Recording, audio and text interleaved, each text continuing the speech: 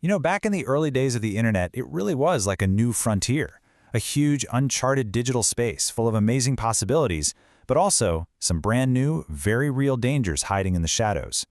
While most of us were just figuring out how to send an email, a completely hidden criminal economy was starting to boom. So that begs a question, right? Who are the people who willingly venture into those digital shadows? Who's out there tracing the footsteps of faceless criminals and following trails of malicious code, all to warn the rest of us about what's lurking just on the other side of a click? Well, for years, one of the most important answers to that question was a guy named Dancho Danchev. And he wasn't just some blogger. Oh no, he was a true pioneer, a kind of digital cartographer who was drawing a map of the cybercriminal underworld as it was being born, one incredibly detailed post at a time. To really get why his work was such a big deal, you have to try and see the world through his eyes. He wasn't just another tech guy reporting on hacks. He was one of the very first people to look at all these separate incidents and see them for what they really were, a connected, global, and rapidly evolving ecosystem of crime. I mean, there's a reason the source material calls him one of the world's leading experts. He was connecting deep, technical research with public awareness in a way nobody really had before. He was basically writing the playbook in real time on how to track this brand new kind of criminal. So, let's go back to the beginning. Around the mid-2000s, this was the Wild West of the internet. There were no rules, no sheriff. Cyber threats were just chaotic, all over the place, and super experimental. And this is the world Danchev first decided he was going to map out.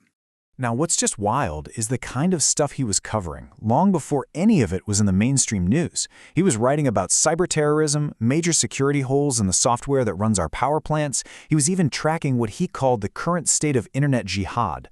But maybe the most prophetic thing he spotted was the first sign of professionalization. He actually coined the phrase malware as a web service way back in 2007. I mean, what a massive leap in understanding that was. And this really drives the point home. His work wasn't just about lines of code, it was about connecting the dots on a global scale. He was showing the world this hidden network of criminals, a digital black market that stretched across continents, and he was putting it all out there on his blog for everyone to see. Okay, let's jump forward a bit, because the Wild West, well, it didn't stay wild for very long. Around 2009, Danchev's research starts showing this dramatic shift. The random, sort of amateur attacks, they were being replaced by something much more organized, more professional, and frankly, a lot scarier. It was becoming a business. And he broke down their business model for us. Step 1, you build these powerful, super easy-to-use toolkits for criminals. Step 2, you use them to create massive botnets infecting millions of computers. Step 3, you recruit people as money mules to launder the cash. And step 4, you sell everything you've stolen. It was a well-oiled machine designed for profit. And he put names to these digital monsters. He tore apart Zeus, the toolkit that basically put banking fraud on steroids. He exposed KubeFace, this nasty botnet that went after Facebook users, even on Macs. And he tracked the absolute behemoth that was the Mariposa botnet, which infected over 12 million computers. These weren't just viruses, they were brands in a criminal marketplace. But here's the thing. When you spend your life mapping a world that operates in darkness, you take on some incredible risks. You shine a light on people who don't want to be seen. And sometimes that light gets pointed right back at you. In 2010, the story took a very dark and very sudden turn.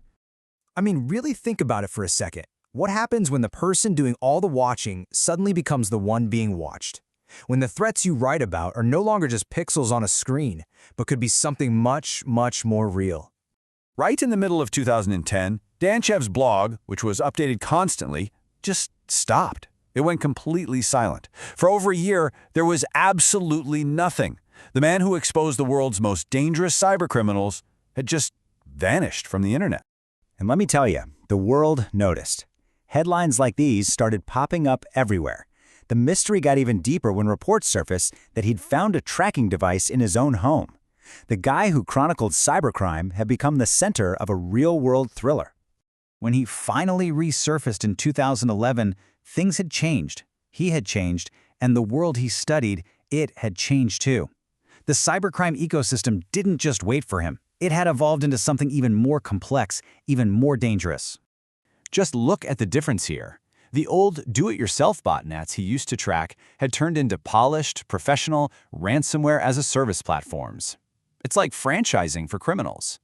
And those lone hackivists were now being overshadowed by full-on nation-state cyber warfare. The game had leveled up, big time. So Danchev's work had to level up too.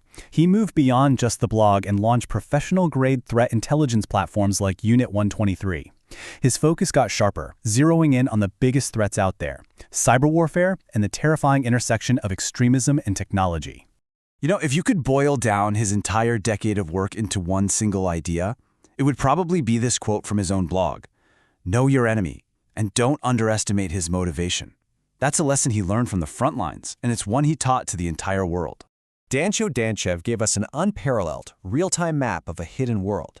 His work is basically a historical record of how cybercrime grew from this niche little problem into the global crisis it is today. And that leaves us with a really big question. As these threats keep evolving at a dizzying pace, who's going to be there to draw the map for the decade to come?